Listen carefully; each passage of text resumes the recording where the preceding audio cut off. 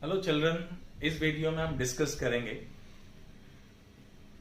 How we find out electric field due to charge symmetrical body by using Gauss's theorem.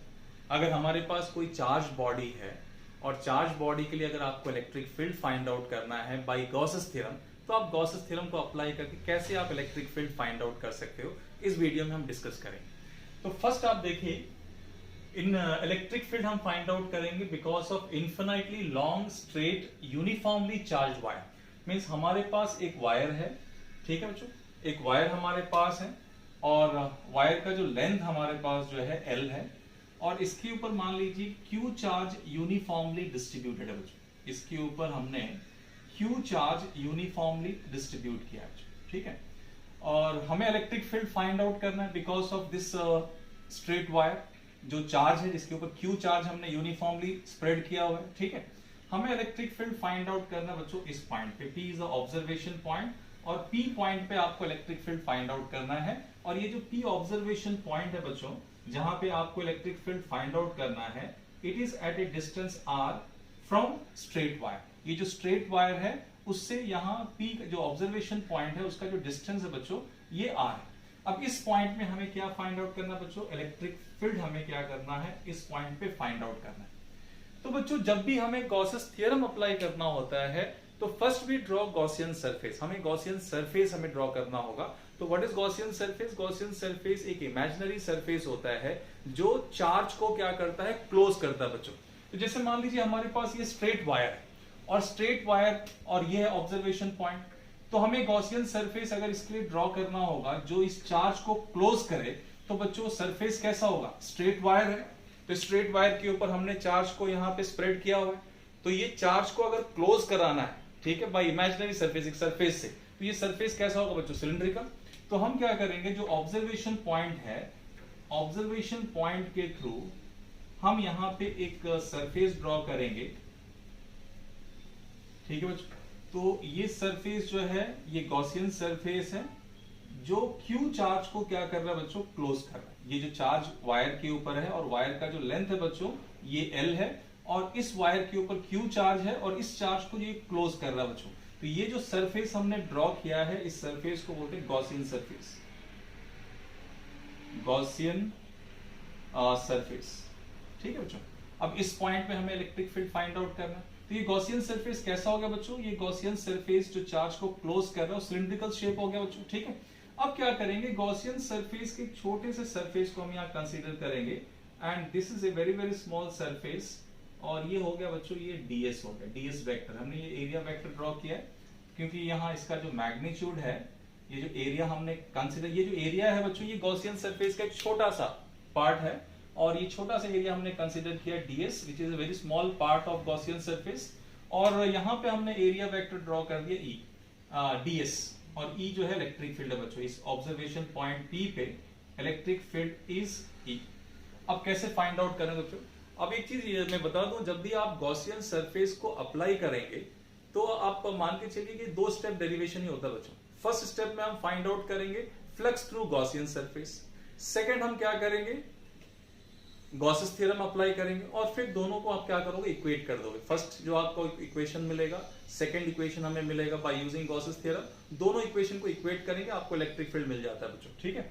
तो first हमें find out करना है, अब पहला स्टेप देखिए आप, फर्स्ट स्टेप में हमको करना क्या है, फ्लक्स थ्रू गॉसियन सरफेस। ध्यान दीजिए बच्चों, फ्लक्स थ्रू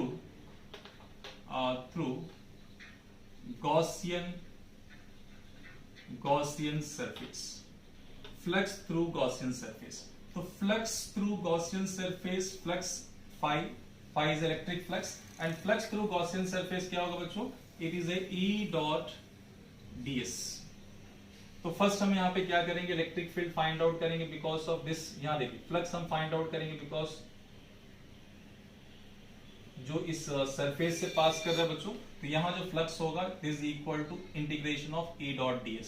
तो ये क्या होगा बच्चों, इसको आप लिख सकते हैं E ds cos 0।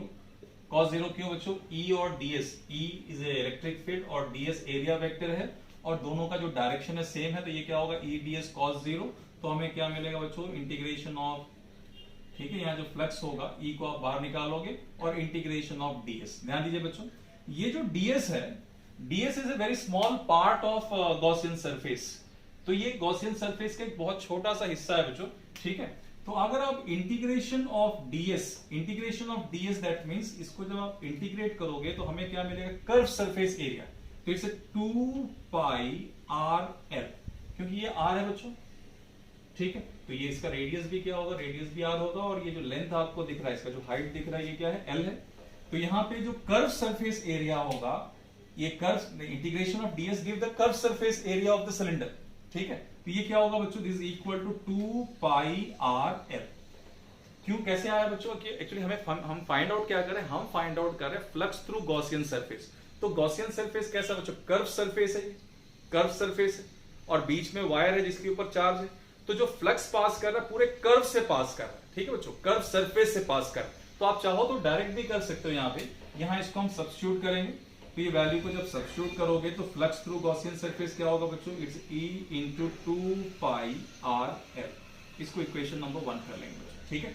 तो हमने पहला स्टेप कंप्लीट कर लिया। फर्स्ट स्टेप में हमने क्या फाइंड आउट किया, फ्लक्स थ्रू गॉसियन सरफेस। आप चाहो तो इसको डायरेक्ट भी आप लिख सकते हो, ये नहीं करके, ऐसे नहीं करके आप डायरेक्ट लिख सकते हो flux through Gaussian surface, flux is equal to E into area, surface area, curve surface area, मतलब जिस सरफेस से फ्लक्स क्रॉस हो रहा है। तो अगर मान लीजिए अगर ये वायर है जिसके ऊपर चार्ज है, और ये इसके चारों तरफ क्या है, गॉसियन सरफेस सिलिंड्रिकल है, तो उसके थ्रू फ्लक्स पास कर रहा है। तो सिलिंड्रिकल सरफेस का कर्व सरफेस एरिया से पास कर रहा है, तो उसका जो टोटल एरिया होगा बच्चों क्या होगा, इट्स ए टोटल, मतलब not total, it's a curve surface area. तो कर्व सरफेस एरिया क्या होगा, it's a 2 pi R L. तो what is flux through Gaussian surface, flux through Gaussian surface is equal to E into area. Area क्या होगा, curve surface area 2 pi R L, जिस through which the flux passes. Okay, according to Gauss's theorem, according to Gauss's theorem, according to Gauss's theorem, Gauss's theorem का एक statement आपको याद होगा बच्चों, previous video हमने ऑलरेडी डिस्कस कर लिया है। तो according to Gauss's theorem, flux through closed surface is always equal to 1 by epsilon naught times the charge enclosed, 1 by epsilon naught times the charge enclosed। तो हम इसको लिख सकते हैं Q by epsilon naught बच्चों, ठीक है। क्योंकि ये जो सरफेस है, गॉसियन सरफेस है, कितने चार्ज को क्लोज कर रहा है, इसके अंदर Q चार्ज है। तो आप इसको लिख सकते हो flux through Gaussian surface is equal to, according to Gauss's theorem, flux through surface is equal to Q by epsilon naught। Clear बच्चों। तो ये सेकंड स्टेप हो गया। तो फर्स्ट स्टेप में आप क्या करते हो, जब भी आप डेरिवेशन करोगे बाय यूजिंग गॉसेस थ्योरम, तो फर्स्ट स्टेप में क्या फाइंड आउट करना होता है, flux through Gaussian surface. And second step में हम क्या फाइंड आउट करेंगे, फ्लक्स ही निकालेंगे, बट कैसे निकालो, अकॉर्डिंग टू गॉसेस थ्योरम। दो स्टेप में आप करते हो, ठीक है। फर्स्ट स्टेप में फ्लक्स फाइंड आउट करेंगे थ्रू गॉसियन सरफेस, और फिर आप क्या करोगे, गॉसेस थ्योरम को अप्लाई करेंगे, ठीक है। तो ये भी फ्लक्स ही देता है, तो flux equal to Q by epsilon naught। Clear बच्चों। अब ये दोनों इक्वेशन को इक्वेट करेंगे। तो equating equation 1 and 2, equating equation 1 and 2। तो 1 and 2 को अगर इक्वेट करेंगे बच्चों, अगर इक्वेशन 1 and 2 को अगर हम इक्वेट करें, तो इक्वेशन 1 and 2 को जब हम यहाँ इक्वेट करेंगे तो क्या मिलेगा बच्चों, यहाँ we get E into 2 pi R L is equal to Q by epsilon naught, और we can write E is equal to Q by 2 pi epsilon naught R L, ऐसे होगा बच्चों। E is equal to Q by 2 pi epsilon naught R L. अब देखिए बच्चों, ये जो wire है, वायर के ऊपर Q चार्ज यूनिफॉर्मली डिस्ट्रीब्यूटेड है, और what is the length of the wire, wire का लेंथ हमारे पास L होगा। तो व्हाट इज, इसको इक्वेशन नंबर मैं करता हूं 3, ठीक है। तो what is the linear charge density, तो हमें पता होगा linear charge density lambda is equal to charge per unit length. Charge कितना है बच्चों, इस वायर के ऊपर चार्ज जो है Q है, और what is the length of the wire L। तो what is linear charge density, तो LCD linear charge density lambda is equal to Q by L। Then what is value of Q, Q is equal to lambda L, ठीक है बच्चों। अब ये lambda L को हम क्या करें, यहां सब्स्टिट्यूट करें। तो जब आप यहां सब्स्टिट्यूट करोगे बच्चों, ठीक है, जब आप वहां लैम्डा L को जब यहाँ पे Q की वैल्यू को हम सब्स्टिट्यूट करेंगे इक्वेशन 3 में, तो हमारे पास क्या मिलेगा, E is equal to lambda L by 2 pi epsilon naught R L. L यहां से कैंसिल होगा बच्चों, तो एल को कैंसिल करेंगे तो हमारे पास इलेक्ट्रिक फील्ड क्या आ जाएगा, lambda by 2 pi epsilon naught r. This is formula for electric field due to line charge. Clear बच्चों? This is electric field due to line charge, या बोल सकते electric field due to infinitely long uniformly charged wire. ठीक है बच्चों? तो हमें electric field यहाँ पे मिल गया. आप इस इक्वेशन को चाहो तो ऐसे भी लिख सकते हो, E is equal to 2 lambda by, यहाँ क्या 2 पर 2 मल्टीप्लाई किया तो 2 आप नीचे भी डिनोमिनेटर मल्टीप्लाई करोगे तो क्या होगा बच्चों, 2 पाई, यहाँ पे 2 लैम्डा कर दिया, न्यूमरेटर मल्टीप्लाई किया, और डिनोमिनेटर में भी आप 2 से मल्टीप्लाई करोगे तो ये क्या होगा 4 पाई एप्सिलॉन नॉट और इनटू r. ठीक है बच्चों? आप इसको चाहे तो ऐसे भी लिख सकते हैं, we can write E is equal to 1 by 4 pi epsilon naught. ठीक है बच्चों? और 2 lambda by r, 2 lambda by r ऐसे लिख सकते हैं. एंड इट्स ए k, ये क्या होता है बच्चों, 1 by 4 pi epsilon naught is a k, तो हम इसको लिखेंगे E k 2 lambda by r. ठीक है बच्चों? एक चीज और मैं बताऊंगा यहाँ पे कि लीनियर चार्ज डेंसिटी तो कांस्टेंट है यहाँ पे और k कांस्टेंट है, तो यहाँ पे दिख रहा है कि E is inversely proportional to R. तो अगर हम प्लॉट करें, we plot a graph between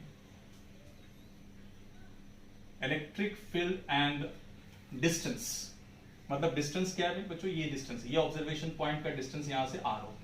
तो जैसे जैसे डिस्टेंस बढ़ेगा, यहाँ डिस्टेंस हो सकता था, यहाँ R हो सकता था, ये P हो सकता था, ये हो सकता था, ये हो सकता था, जैसे जैसे डिस्टेंस बढ़ेगा तो दिख रहा है कि E is inversely proportional to R. तो आपके पास ग्राफ कैसा होगा, ग्राफ ऐसे होगा, जैसे जैसे R इंक्रीज होगा E का जो वैल्यू है इट गेट डिक्रीज. क्लियर बच्चों?